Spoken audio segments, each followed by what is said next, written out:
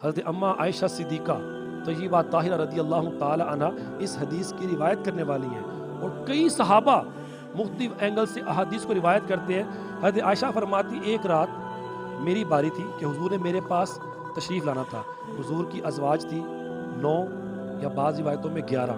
حضور نے ہر ایک کا حجرہ رکھا ہوا تھا اور ان کی باریاں مقرر کی تھی کہ آج آپ کی طرف، کل آپ کی طرف، کل۔ یہ انصاف تھا حضور کا، جس کا حکم اللہ نے قرآن میں دیا۔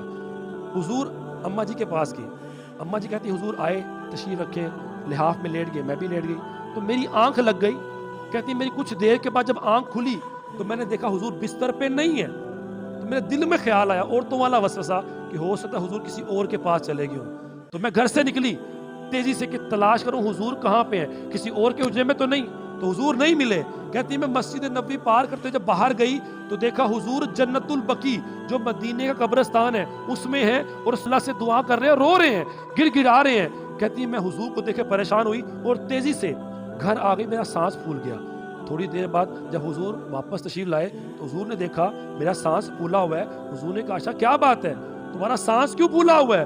عرض کی یا رسول اللہ میں اٹھی تو آپ کو بستر پہ نہیں پایا، آپ کی تلاش میں باہر نکلی، دیکھا آپ جنت البقیع میں گر گڑا کر اللہ سے دعائیں کر رہے ہیں۔ تو حضور نے پہلا جملہ فرمایا عائشہ کیا تمہیں لگتا ہے کہ اللہ اور اللہ کا رسول تمہارے معاملے میں ناانصافی کرے گا، تمہاری حق تلفی کرے گا؟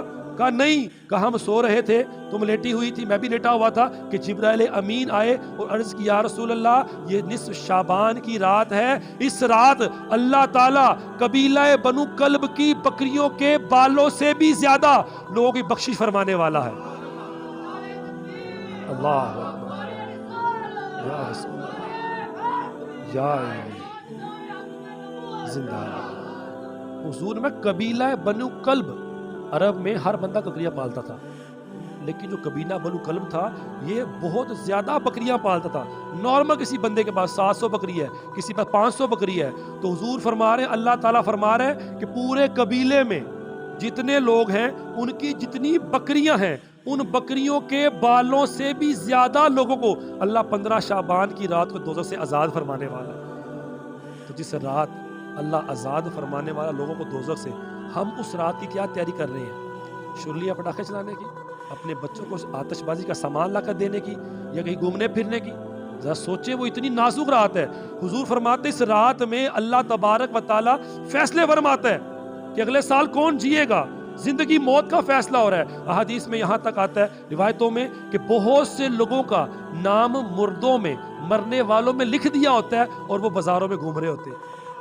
ظاہر پرسوں رات جو اتوار کی رات ہے، یہ 15 شعبان کی رات ہے، شب برات کی، اس رات بہت سے لوگوں کے نام کاٹے جائیں گے اور ملک الموت علیہ السلام کو دے دیے گئے اس دن فلاں تاریخ کو بندہ مرے گا۔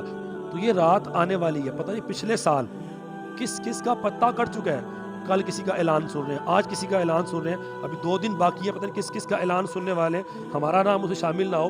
ہم کیا کر رہے ہیں؟ ابھی وہ رات آئی نہیں، پر اس رات میں اتنے بندوں کی بخشش ہو رہی ہے۔ ساتھ ساتھ میرے کریم آقا کا یہ بھی فرمان سن لیں، کچھ بندے ایسے ہیں جن کا اس رات بخشش کا سامان نہیں ہوگا۔ حضور نے فرمایا نمبر 1 مشرک، شرک کرنے والا، اس کی نہ توبہ ہے کوئی بھی۔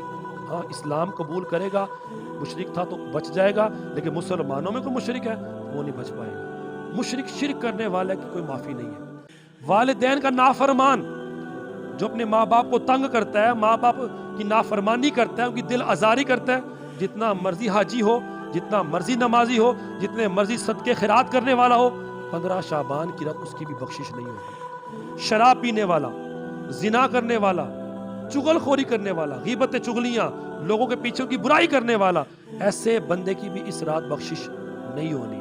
اب میں اور آپ اپنے اندر جھانک کے دیکھیں، ان میں سے کوئی ایسا مسئلہ تو نہیں ہمارے اندر جس گناہ میں ہم بھی مبتلا ہوں؟ تو اللہ کے بندوں بھی رات آئی نہیں، اس سے پہلے کہ ماں باپ کو ناراض کیا ہوا ہے تو پاؤں پکڑ کے معافی مانگ لو، کہیں ایسا نہ ہو وہ رات آ گئی سب کی بخشش ہو گئی، میری بخشش نہ ہوئی تو رب کو کس منہ سے ملیں گے، کس منہ سے رب کی بارگاہ میں جائیں گے؟ دوزخ ٹھکانہ، جنت ٹھکانہ نہیں ہوگی۔ تو ماں باپ کو راضی کر لیں، کسی کی غیبت چغلی کی ہے اس سے معافی مانگ لیں، اور کوئی بدکاری ہے، معاذ اللہ شراب پیتا ہے، جوا کھیلنے والا، ان کے اوپر بھی یہی معاملہ ہے کہ اللہ پاک اس کی اس رات توبہ قبول نہیں فرما رہا، بخشش نہیں ہو رہی۔ اس لیے پہلے ہی اللہ کی بارگاہ میں گرا کر اللہ سے معافی مانگ لی جائے، یا اللہ مجھے معاف فرما دے. پھر وہ رات آئے تو پھر اللہ سے معافی مانگی جائے. اللہ بڑا کریم ہے، بڑا رحیم ہے. حضور فرماتے ہیں التائب من الذنب کمن لا ذنب لہ. ارے گناہوں سے توبہ کرنے والا ایسا ہے جیسے وہ آج اپنی ماں کے پیٹ سے پیدا ہوا. پر ایک بار سچے دل سے توبہ کرے تو صحیح. تو یہ رات یوں سمجھ لو ہماری زندگی کی بڑی اہم رات ہے.